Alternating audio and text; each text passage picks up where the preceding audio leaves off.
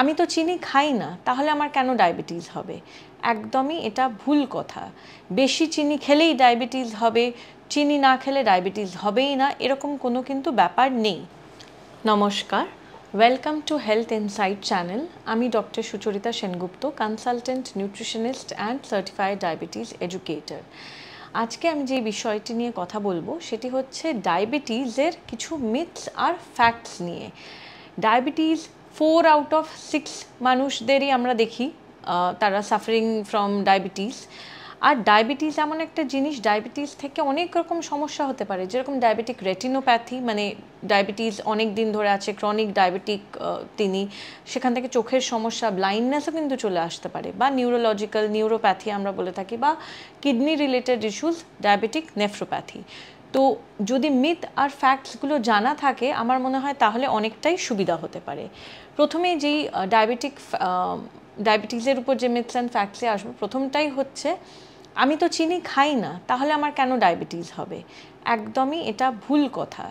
বেশি চিনি খেলেই ডায়াবেটিস হবে, চিনি না খেলে ডায়াবেটিস হবেই না, এরকম কোনো কিন্তু ব্যাপার নেই।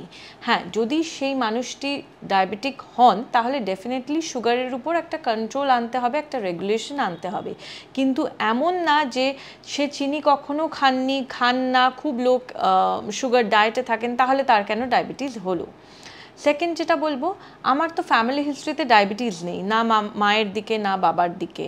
আমিও কখনো এরকম ডায়াবেটিস আমার আশপাশে বাড়িতেও কারুর নেই, তাহলে তো আমার হওয়ার কোনো চান্সই নেই। ডায়াবেটিস কোনো কন্টাজিয়াস ডিজিজ না, জেনেটিক্সের উপর পুরোপুরি যে দাঁড়িয়ে আছে তাও না, লাইফস্টাইলও কিন্তু ভীষণভাবে জড়িত। মা বাবার নাই থাকতে পারে, বাড়িতে আর 5 জনের নাই থাকতে পারে, কিন্তু আপনার লাইফস্টাইলটা হয়তো এমন যেখান থেকে হয়তো আপনার ডায়াবেটিসটা এসছে। তো it has totally nothing to do with family history বলবো না, জেনেটিকও একটা কারণ, কিন্তু এমন না যে বাবা মার না থাকলে আমারও থাকবে না, এরকম কিন্তু কোনো ব্যাপার নেই। নেক্সট হচ্ছে আমার তো বর্ডার লাইন ডায়াবেটিস, মতলব প্রি ডায়াবেটিক এরকম কিছু একটা, তাহলে অত চিন্তা করার দরকার নেই। প্রি ডায়াবেটিক, ওই তো আমি একটু মিষ্টি বেশি খেয়েছিলাম, বিয়েবাড়িতে গিয়েছিলাম, এরকম এক্সকিউজে কিন্তু ডায়াবেটিস দাঁড়িয়ে নেই। যদি আপনার প্রি ডায়াবেটিক HbA1cর 3টে লেভেল হয়, নর্মাল, প্রি ডায়াবেটিক, ডায়াবেটিক, যদি আপনি প্রি ডায়াবেটিক জোনে চলে আসেন তাহলে ইমিডিয়েটলি আপনাকে অ্যাকশন নিতে হবে।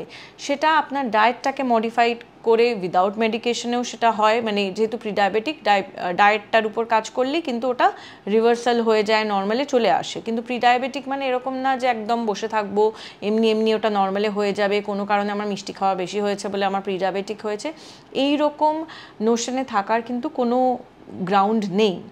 নেক্সট হচ্ছে, আমার যদি ডায়াবেটিস আছে, আমার যদি সেটা নর্মালে চলে আসে, তাহলে আমি তো মিষ্টি খেতে পারবো, তাহলে তো আমি medicine, I can go of the medicine, তাহলে তো যা ডায়েট ফলো করছি সেটা না ফলো করে একদম যখন যা ইচ্ছে খেতে পারবো। মানে ডায়াবেটিস লেভেলটা নর্মাল হয়ে গেলে আমি নর্মাল একদম লোক হয়ে গেলাম, এবার যা ইচ্ছে তাই করতে পারি, সেটা না।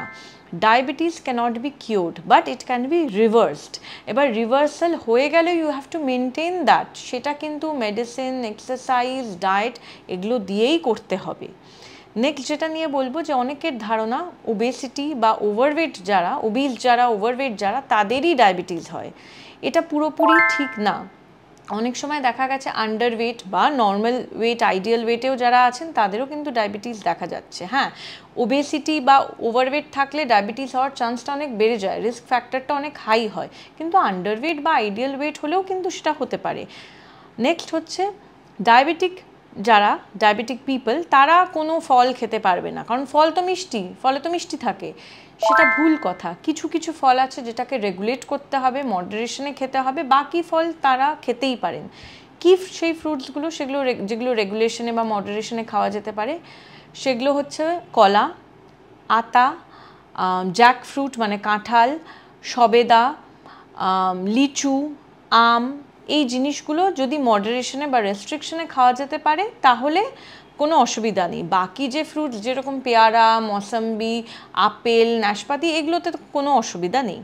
আর যে কোনো কারুর ক্ষেত্রেই ফ্রুটের পার সার্ভিং একটা কোটা থাকে, ডেফিনেটলি সে সারাদিন ধরে একটা ফ্রুট ডায়েটে থাকলেও সেই সব চলবে না। একটা আইডিয়াল ডায়েট ফলো করে দিনে 1টা কি 2টো ফল খেলো, নর্মাল একটা ফল থাকলো, বা এই আন্ডার মডারেশনের এটাও কিছু থাকতে পারলো, কোনো অসুবিধা নেই তাতে।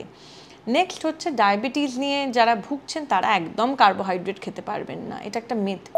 Carbohydrate, fat, protein, vitamins, minerals, জল, এই ম্যাক্রোনিউট্রিয়েন্টস, মাইক্রোনিউট্রিয়েন্টস সব মিলিয়ে একটা আইডিয়াল ডায়েট, একটা ব্যালেন্স ডায়েট তৈরি হয়। Zero carb diet, zero fat diet, এই সব কিছু হয় না। প্রত্যেকটা জিনিসেই কিন্তু একটু হলে ফ্যাট, একটু হলে কার্বোহাইড্রেট, এগুলো থেকেই থাকে। And carbohydrate is also very much essential, সেটা ডায়াবেটিক পার্সন হোক বা নর্মাল পার্সন হোক। হ্যাঁ, একটা লো কার্বোহাইড্রেট ডায়েটে তাকে রাখতে হবে, কিন্তু সেই কার্বোহাইড্রেটটা সিম্পল না হোক, হোল গ্রেন হোক, কমপ্লেক্স হোক, সেটা আমাদের দেখতে হবে।